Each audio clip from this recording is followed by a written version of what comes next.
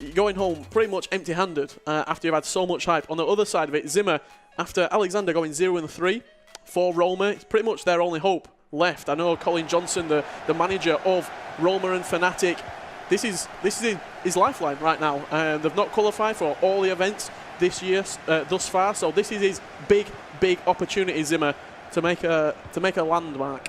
We'll see as well. Obviously, he has to bounce back. His last game we saw was an absolutely insane one. Ended up losing out on penalties to Aga, and well, that's basically going to have to go into the back of his mind now. That can't play any kind of role in this game, but we'll see. Will Fifilza, if I can actually speak, be able to bounce back himself after winning the 2, then losing 2 in a row? Now, though, it looks like this ball is going to come through. Is he going to be able to score? Oh, he's cut across goal, and a keeper able to collect. Yeah, great work from Zimme early on. That La Croqueta coming out in full force and then just thrashing that ball across the line.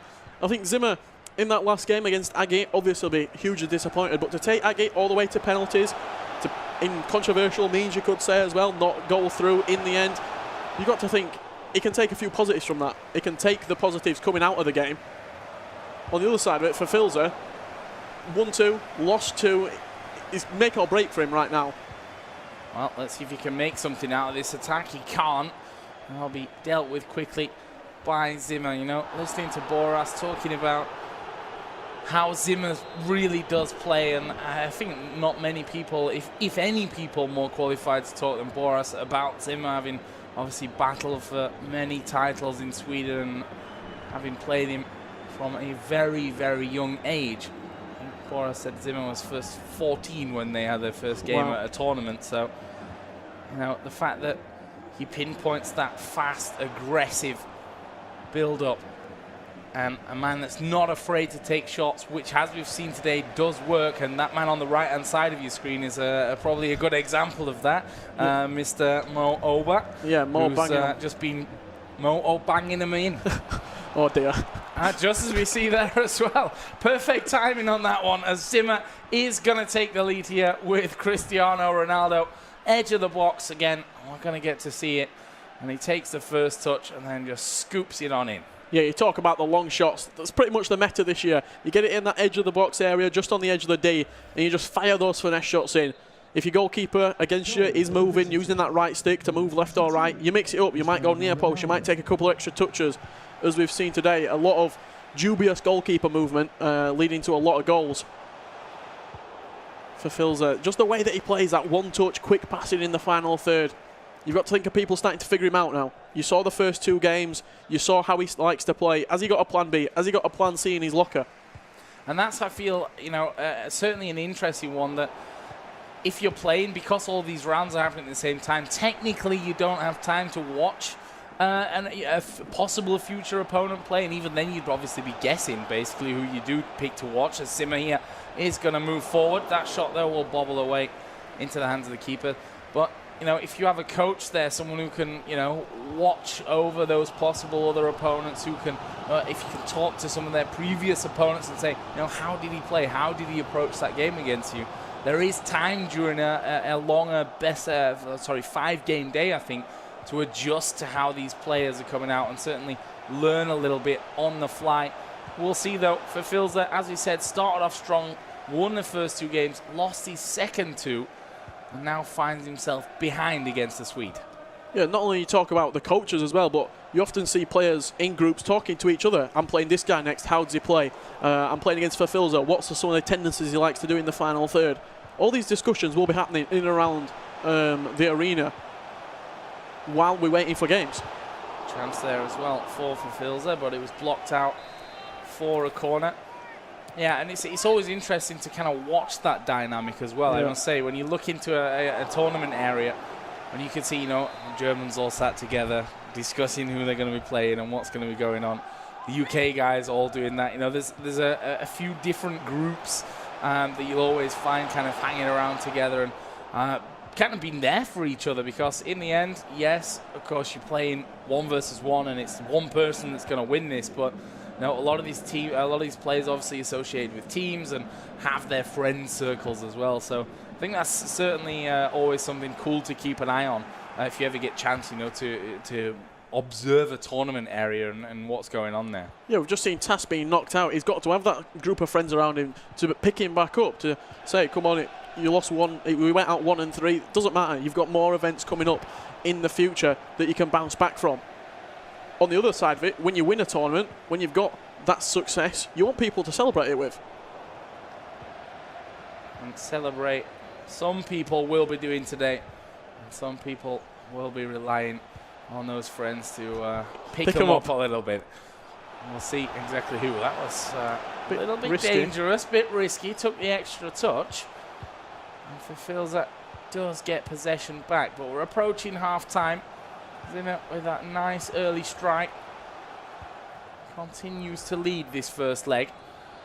Yeah, if you see in the bottom left as well, in previous FIFAs, when you're switching on to defensive, ultra-defensive, that's just changing the way that your team play. So you're going to be more defensive, for example, if you go on to defensive. This year, with the way that you can set up certain formations to certain different roles in the team, every time he's switching defensive to ultra-defensive, he's changing formation more than likely. He's changing the way that his team's set up, the player instructions on his team, which I think is quite fascinating to see. Players changing on the fly that quickly. We've not really seen that many other players, and that comes down to, as I was saying earlier, being part of that team bundled esports. You go in, you have a plan A, you have a plan B, you have a plan C that you can utilise, and right now, Fifilza needs those people behind him telling him, come on, look, switch back on, you've got this, pick yourself back up. And there is the shot. It's saved brilliantly though by De Gea.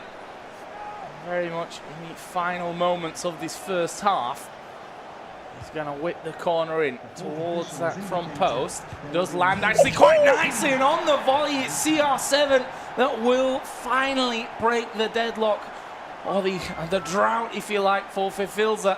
And you saw it kind of was just bobbled around, but the finish, top class. Yeah, exquisite from CR7, just caught it on the volley into that, I was going to say top, not really top, just into that left-hand side of the goal, the side netting. He's had a few corners so far as for Fifilza. He's been looking for that near post.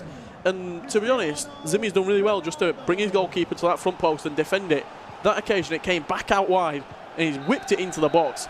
Ronaldo, doing Ronaldo-type things, you've got to say. Yeah, absolutely. And look at possession. Yeah, pretty insane. 63%, I think it was there. We caught that in the dying seconds. You can see both players playing that same formation. Just a couple of differences player-wise, I think, that really separates them. And, well, scoreline, they're all even. Yeah, I think I saw quite interestingly Cristiano Ronaldo playing on the wide left for Zimme. Usually you see him leading the line at striker or at cam, but being put out wide for R9 and Johan Cruyff in a striker cam sort of formation. So that's quite interesting. You're not really utilising the most out of CR7 when you do stick him out wide. You usually see sort of a Messi or a Eusebio in that wide position. So I'll be interested to see, does Zimme, is that something he usually does, or is this just because he's got that unlocked account, instead of playing an Mbappe out wide, throw Ronaldo in?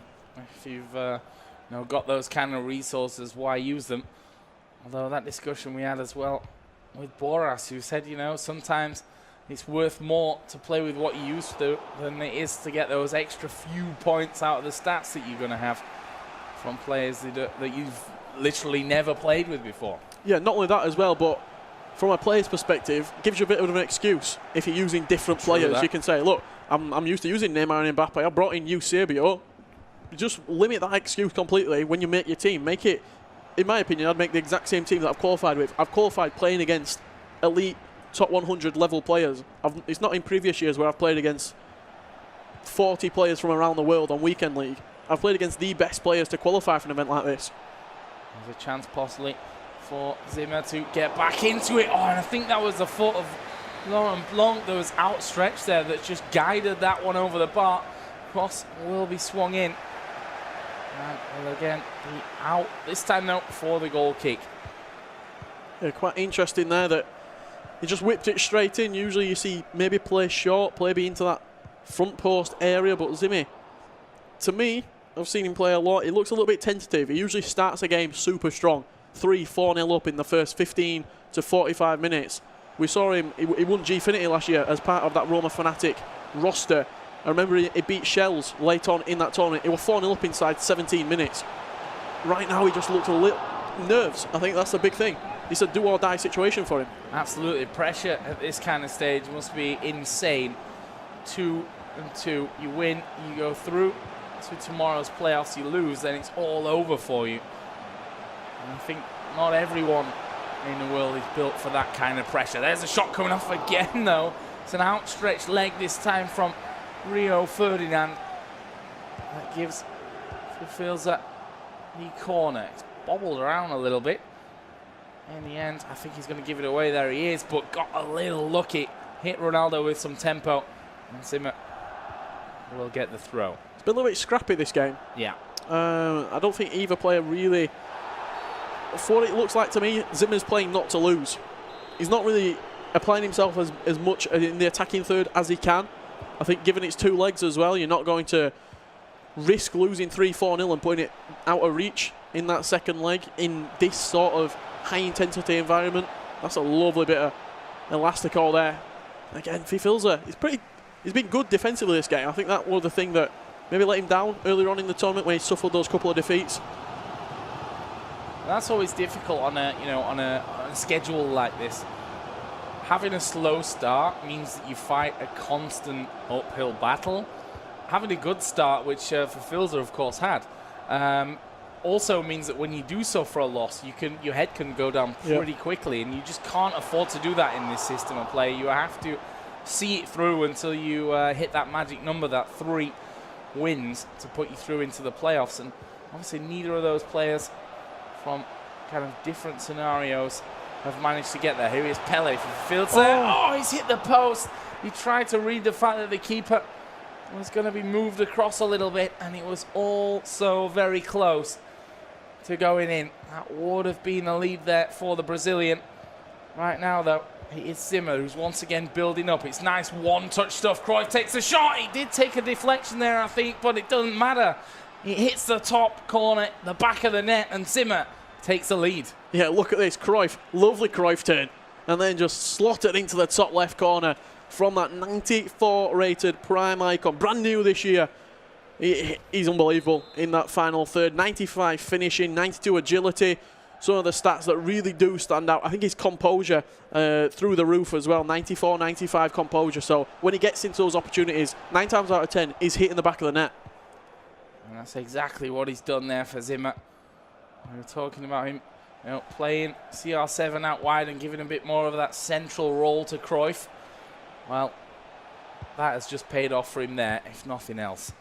Yeah, massive props. And he's not played great this game, Zimme, but if he can come away with a 2-1 lead, any sort of lead going into that second leg, you've got to think he's only going to get better in a second leg when he can actually analyse his opponent. I often think games like these, it's a little bit like Floyd Mayweather when he's boxing. The first 4 or 5 rounds, he's analysing an opponent. He's taking that data and he's analysing it going into the latter rounds. In a game of FIFA, in a 2-leg game, if you've never played against your opponent before, that first game, play defensive. Don't throw the game away early on. Yeah. Analyse that data in the second leg. If you know you've got a bit of minerals about you, you can go on and really take it. Yeah, all about learning. I think you're totally right on that one.